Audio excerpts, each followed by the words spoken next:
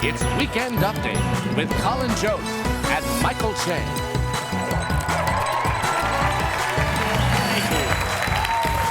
Thank you very much. Good evening, everyone. Welcome to Weekend Update. I'm Michael Che. And I'm Colin Jost. Well, the good news for President Trump is that his tax plan just passed the Senate. The bad news is he might not be president long enough to sign it. Former National Security Advisor Michael Flynn pled guilty to charges that he lied to the FBI during their investigation of Trump's ties to Russia. Or as Fox News reported it, did Hillary Clinton secretly join ISIS? These days, I have to say, it's just refreshing to see a powerful man plead guilty for something that isn't sexual harassment. When I heard Flynn was in trouble, I was like, wait, he only lied to the FBI? He didn't also whip it out during a meeting? What a solid guy.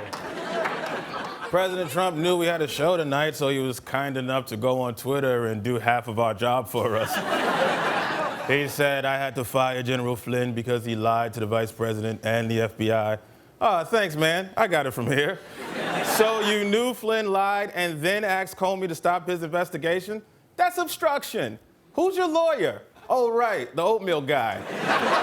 You know what's the crazy thing is that as bad as this looks, this is still Donald Trump we're talking about. And I've heard people say, oh, there's no way Trump walks from this one at least 38 times already. But this slippery bastard is still the president somehow. I mean, what else does the FBI need? They have a 95% conviction rate, a high-ranking snitch, and a confession on Twitter. So if this next year Donald Trump isn't in prison cornrolling some brother named Lunch Meat's hair, then damn it, I want the oatmeal guy as my lawyer too.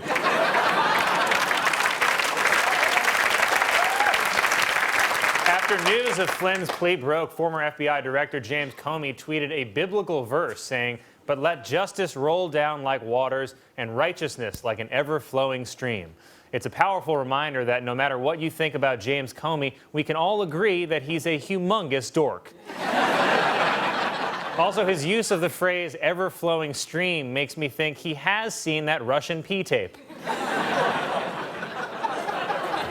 The Senate also voted to pass a $1.5 trillion tax reform bill early this morning that experts say would add over $1 trillion to the national debt. Wow, I knew Trump was going to run the country like a business. I just didn't know he was going to run it like one of his businesses. Experts also say the plan will give huge tax cuts to households making over $1 million a year. Of course, all that money will eventually trickle down, first from rich parents to their kids, and then from those kids to their Molly dealers at Coachella. You know, once the Republicans get this tax bill passed, they won't need Donald Trump anymore. I mean, they already got what they wanted. You know, I mean, it's not like they like you. Don't you think it's a little odd that they passed this bill at 2 a.m. without reading it the same night they found out Flynn was snitching on you? They know something. It's like your family showing up to your hospital room saying, look, you need to sign this will tonight. Can I read it first? No time. President Trump also hinted in a tweet this week that MSNBC anchor Joe Scarborough should be investigated for an unsolved murder. Can we just take a second to appreciate that that story barely even registered as news? I mean, at any other time in history, the headline, "President openly accuses man of murder," would probably make the front page. Now it's just part of the wacky news corner, right next to local squirrel learns karate, and North Korea can now nuke all of U.S. Oh, yeah. Yeah. YouTube has removed more than 150,000 videos due to disturbing content involving children. But if you still want to watch disturbing content involving children, there's always the Alabama Senate race.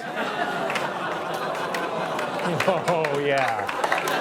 Oh. Trump criticized Roy Moore's Democratic opponent Doug Jones as a Chuck Schumer puppet. But clearly he's not a Chuck Schumer puppet. Statler from the Muppets, that's a Chuck Schumer puppet. The British Parliament erupted in anger this week after President Trump retweeted anti-Muslim videos from a British hate group. Here to respond is British Prime Minister Theresa May. Yes. Hello, Colin. It's lovely to be here. The United Kingdom sends its appreciation for the special friendship that we share. Really? Things seem to be a little tense right now between you and President Trump. Mm-hmm. But you know the Brits, stiff upper lip. Though when dealing with Trump, it's more akin to stiff upper lip, stiff lower lip, stiff neck, arms, legs, and you're pretty much playing dead. But the British people know I can give it as good as I get it. I'm not afraid of a little social media fisticuffs. Yeah, you and President Trump, I saw, really got into it on Twitter. Yes, and I've never felt more alive. I saw Trump's offensive retweets and have put that man on blast. Listen to this epic takedown. It is wrong for the president to have done this.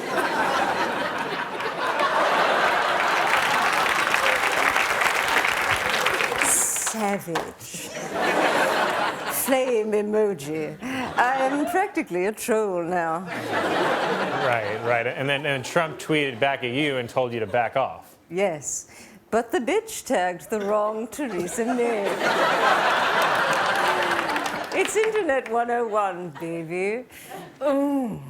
It's thrilling to engage in a flame war, to dunk on the thirsty bitch.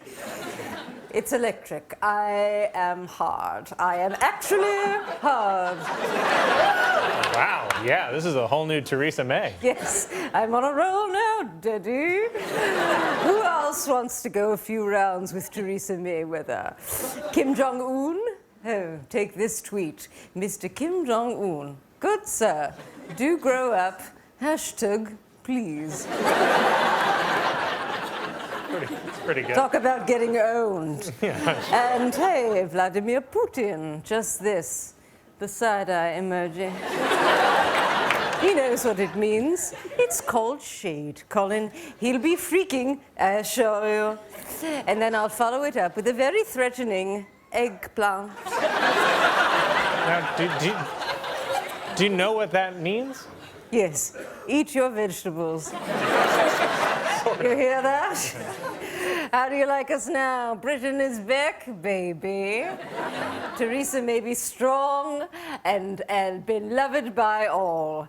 I'm going full Trump, and even my own people aren't safe. Look at this thread I wrote on Prince Harry. Congratulations, Prince Harry, on your upcoming nuptials. But check it. She out your league. You look like Ed Sheeran, minus the abilities. Nevertheless, good day. Theresa May, everyone.